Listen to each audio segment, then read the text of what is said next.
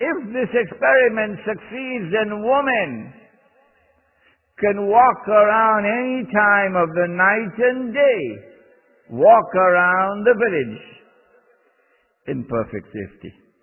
Isn't that a benefit? Would the country not benefit from seeing this experiment succeeding?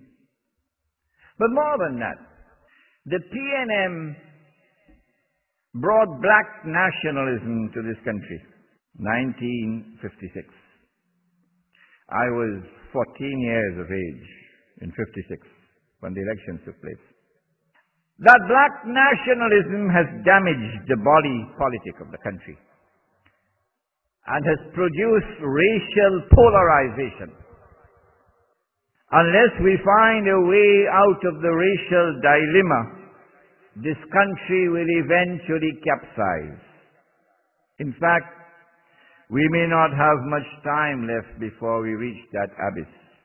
Small minds with limited vision cannot see the poverty of thought, the futility of effort, and the betrayal of Islam, which is involved in a UNC-sponsored Hindu-Muslim, that is Indian-Muslim unity, that would preserve a racial solidarity with which to confront the PNM's black nationalism. Let me repeat that.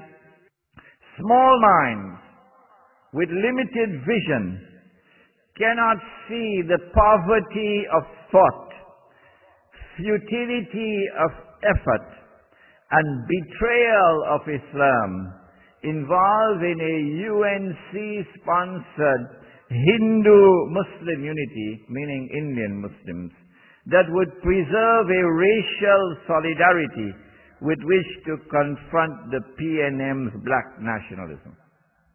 It ain't gonna work. We do not want to betray Islam.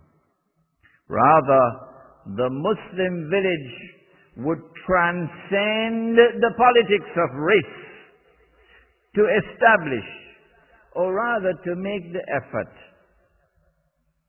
biiznillah, to seek to establish and to sustain the healing balm of a racial fraternity.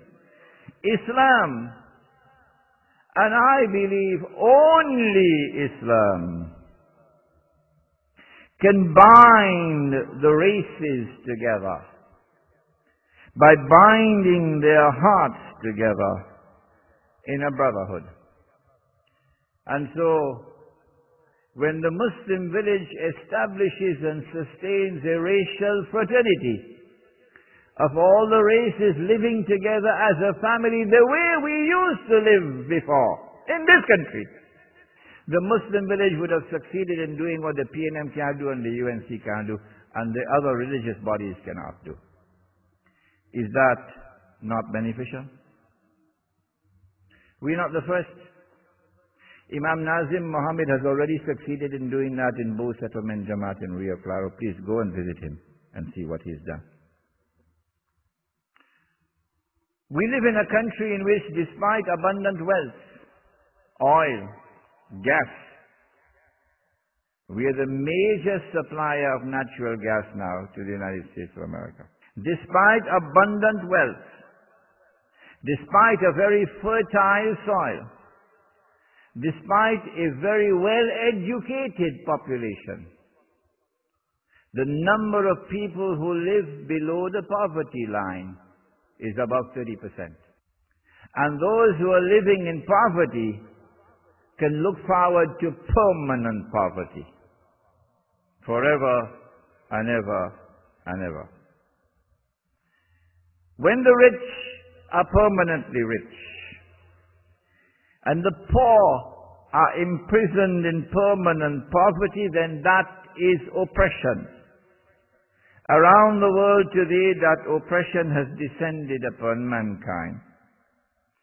Banking, insurance, and a monetary system based on paper, plastic, and electronic money have combined to destroy the free and the fair market.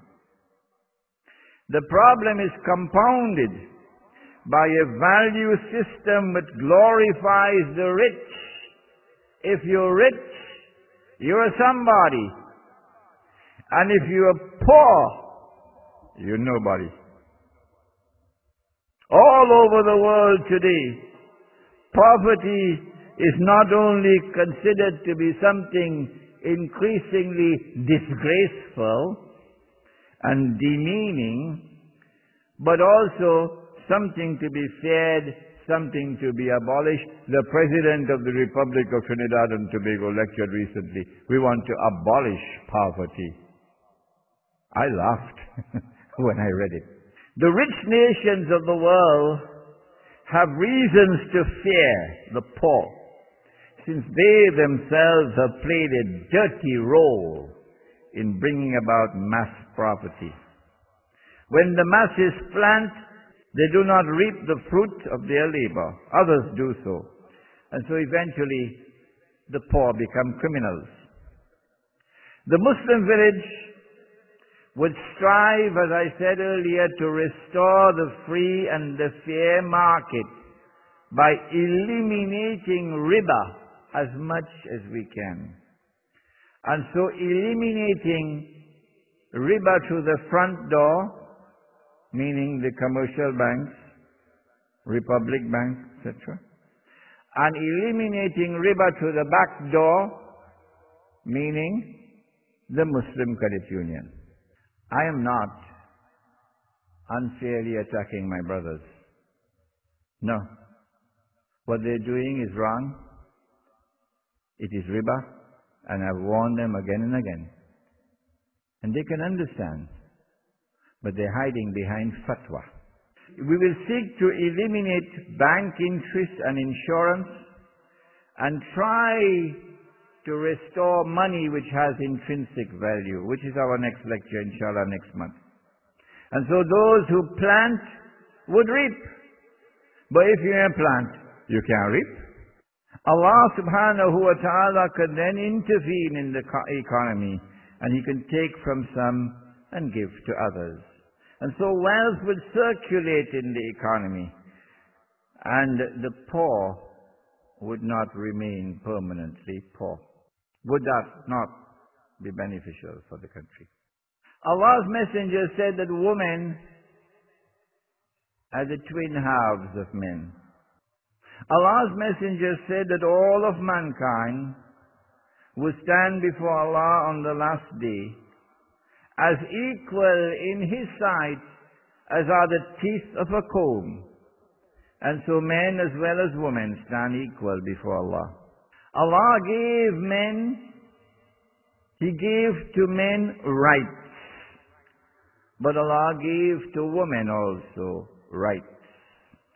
In the age of Dajjal, when that revolution takes place amongst the world of women, and it's now happening before our eyes, the feminist revolution, then he will so brainwash people that we would corrupt the place and the status of woman in society and deprive her of many of her rights. We have to strive and struggle to ensure that our village is as authentic as is possible in restoring and establishing for women her true status and place and role in village life, and restoring for her all the rights that Allah and His Messenger gave to her. And so first of all, in the village, the night cannot try to become day. No. Around the world today, the night is trying to become day. You know what I'm talking about. When the night tries to become day, what happens? The woman loses her femininity. I mean, the face looks like a man now. The voice sounds like a man. She behaves like a man. All the shyness, all the bashfulness, all the modesty, all the efforts to conceal. It's gone. And now she's as open as any man. So she loses her femininity. And in the process of attempting to become they, she also loses her fertility. She can have babies.